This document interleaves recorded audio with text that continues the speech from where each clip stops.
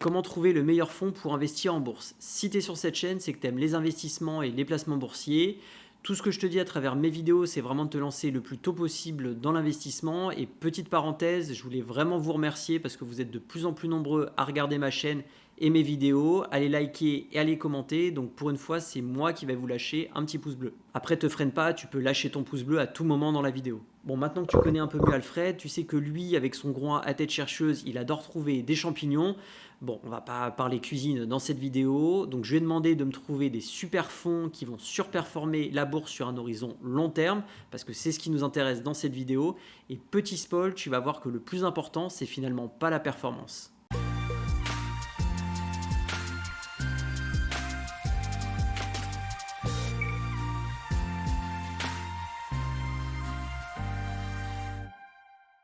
Salut, c'est Gabriel. Alors petit rappel, comme d'habitude, je ne suis pas conseiller financier, Alfred non plus, donc tout ce que je vais te dire dans cette vidéo, c'est pas un conseil en investissement. Alors comment investir en bourse dans les actions? Alors il y a deux stratégies qui s'affrontent. La première, c'est d'investir dans des ETF. Donc je t'ai fait une vidéo pour t'expliquer un peu plus en profondeur le fonctionnement et les risques associés.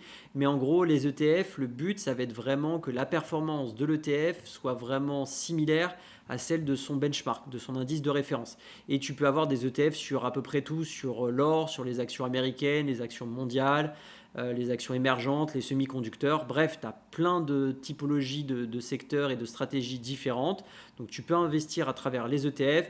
Pour te repérer, il y a pas mal de sites qui les référencient et qui permettent de faire des différentes sélections.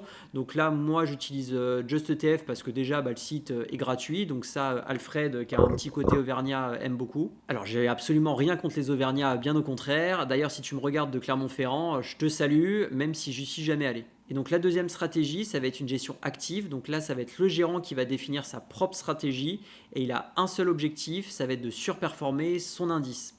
Donc là, tu connais certainement l'étude Spiva. Alors il y a pas mal d'études, mais Spiva, c'est l'étude la plus connue, qui en gros démontre que tu as beaucoup de risques en fait en investissant dans une gestion active par rapport à des ETF. Pourquoi?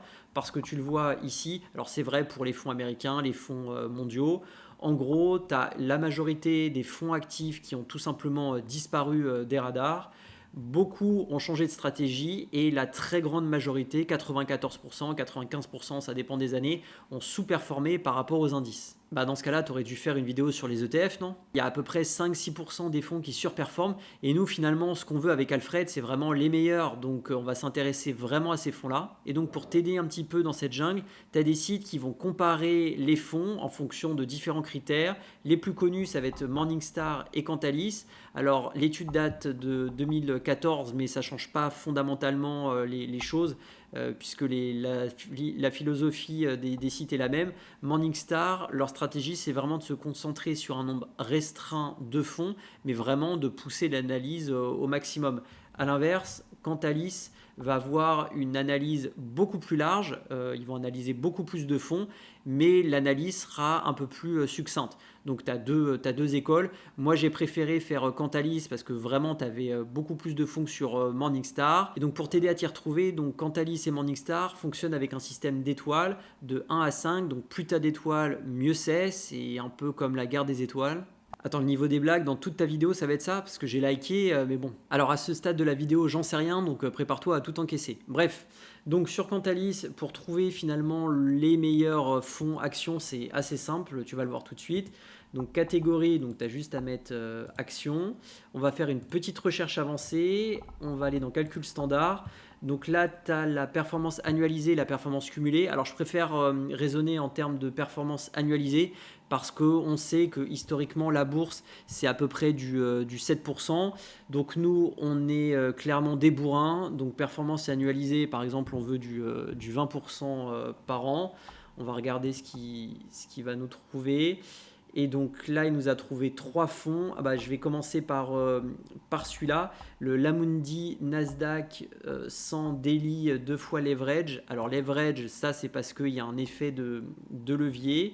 Alors, d'habitude, je parle des risques en fin de vidéo, mais là, je vais en parler tout de suite parce que tu vois que tu entends souvent les performances passées ne préjugent pas des performances futures, mais en fait, tu le vois ici. En fait, sur 10 ans, c'était le meilleur fonds, pareil sur 8 ans. Et après, tu vois que sur 5 ans, 3 ans, enfin, le fond commence à s'essouffler, un peu comme s'il avait tout donné les premières années, comme un coureur, un jogger, et là, clairement, il s'essouffle un peu. Donc, rien ne préjuge qu'un fonds qui a très bien performé va continuer à surperformer, parce que la thématique peut s'essouffler, parce que les fonds peuvent être très bien ou trop bien valorisés. Alors après, en termes de performance, c'est quand même exceptionnel. Sur 10 ans, le fonds fait 1444% de performance. Pour que tu te rendes mieux compte, imagine, tu investis 10 000 euros il y a 10 ans et les 10 000 euros sont devenus 154 000 euros. Donc ça, clairement, on prend. Mais tu vois que le fonds, même s'il surperforme sa catégorie, notamment sur un horizon long terme, les risques associés sont quand même importants, voire très importants, parce que comme je te l'ai dit, il y a du levier. Alors je t'ai fait une vidéo pour t'expliquer un petit peu plus le fonctionnement du levier, mais en gros pour faire simple, 1000 euros investis avec un levier x2, c'est comme si tu investissais 2000 euros alors que tu n'investis que 1000 euros. Donc si tu gagnes, tu vas gagner sur 2000 euros, donc tu auras gagné beaucoup plus. Mais ça marche dans les deux sens parce que si effectivement il y a une perte, et ben là du coup c'est clairement x2. 2022 c'était une mauvaise année pour la bourse. Tu m'avais pas dit dans ton intro qu'il y avait peut-être autre chose que la performance? Si franchement tu suis super bien et ça me fait plaisir. Il faut vraiment que tu comprennes la notion de risque parce que c'est vraiment pour moi fondamental. Imagine tu as deux placements. Le premier c'est en Bitcoin qui fait 30% de performance par an. Le deuxième, ça va être un fonds action qui fait pareil, la même performance, mais par contre, le risque que prend ce fonds-là est beaucoup moindre que le fonds en Bitcoin. Qu'est-ce que tu vas choisir? Plutôt le deuxième, mais comment est-ce que tu mesures le risque? Alors là, clairement, on va rentrer dans le moment un peu tendu de la vidéo. Je vais te définir deux notions qui sont pas super feng shui, mais qui sont vraiment très importantes. Alors on va regarder justement le deuxième fonds qui est très performant. Tu le vois à l'écran. Voilà, donc les performances sur 10 ans, donc le fonds fait quand même 569%.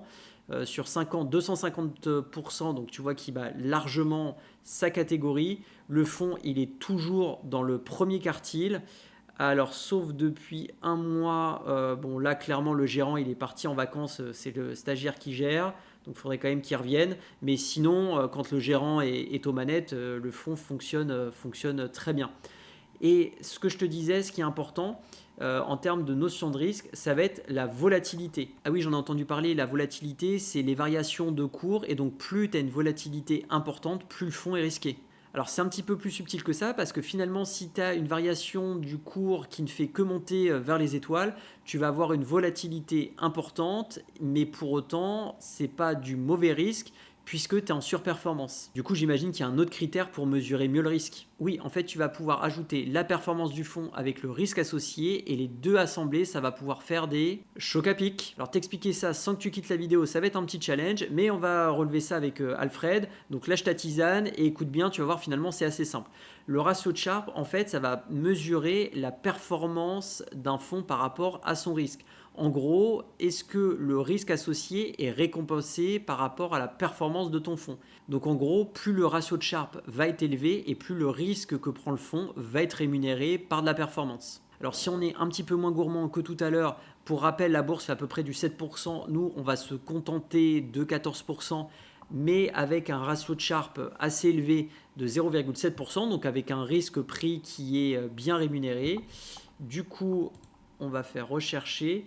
Et là, ça nous donne finalement un seul fonds. Alors là, tu as plusieurs. Tu vois que là, c'est le même fonds, mais tu as des parts institutionnelles sur lesquelles tu ne peux pas investir. Donc, on va juste exclure ces parts-là. Voilà. Investir. Enfin, regarder le fonds qui est en euros. Alors, j'imagine que c'est des fonds où la moyenne de... Voilà, bon là il n'y a pas de montant initial maximum ni minimum. Après en général, quand tu investis par exemple à travers un contrat d'assurance vie, ça va être ton assureur qui va négocier des montants plus faibles parce que j'avais regardé précédemment, mais à chaque fois c'était du 100 000 euros. Mais t'inquiète pas, en général, ça va être les assureurs qui vont baisser ces critères puisqu'ils agrègent un petit peu tous les investissements qui sont réalisés. Donc tu vois, finalement, sur un fonds action, on est sur du 4 sur 7, donc prise de risque modérée. En termes de synthèse, de performance, le fonds fait 472% sur 10 ans. Sur 5 ans, on est à 150%, donc qui bat largement sa catégorie. D'un point de vue performance quartile, il est franchement plutôt très bien positionné. Alors pareil, là depuis un mois ou 3 mois, c'est un peu plus compliqué. Pareil, le gérant, il a pris quelques jours de vacances. Mais ce qui est très bien, c'est que là, effectivement, tu as un ratio de Sharpe de 1,03. Ça veut dire que là, typiquement, le risque est vraiment très très bien rémunéré. Donc en gros, tu as vraiment une gestion patrimoniale en investissant dans ce fonds-là. Alors si tu veux connaître un petit peu plus le fonds, moi je vais sur SICAV Online qui est pas mal et qui permet de décrire un petit peu tout le site et de le décomposer. Donc là, tu vois, ratio 4 sur 7, 5 étoiles, ça clignote, donc ça, on apprécie. Et en termes de composition, donc il est en majorité investi. Il y a quand même un petit peu une petite poche de liquidité pour profiter des baisses de marché éventuelles. Et donc là, tu as Microsoft, Alphabet, Nvidia, Samsung Electronics, Amazon, Telefonia Botaget, alors ça doit sonner suédois, ou en tout cas pays nordique, Meta, Apple, Nokia et Mastercard. Et tu vois qu'à travers cette stratégie-là de grande capitalisation, le fonds surperforme très nettement un indice sur un horizon long terme. Donc ça, vraiment, il faut que tu regardes en fonction de la performance et en fonction du risque que tu souhaites prendre pour tes placements. Voilà, c'est déjà fini pour cette vidéo. Un grand merci à toi de l'avoir regardé jusqu'au bout. Il y a d'autres vidéos qui s'affichent juste à ta gauche. Ce serait dommage pour tes investissements de son passé. Et n'oublie pas, fais décoller ton épargne et fais-moi grossir ce petit cochon. Allez, bonne semaine, salut!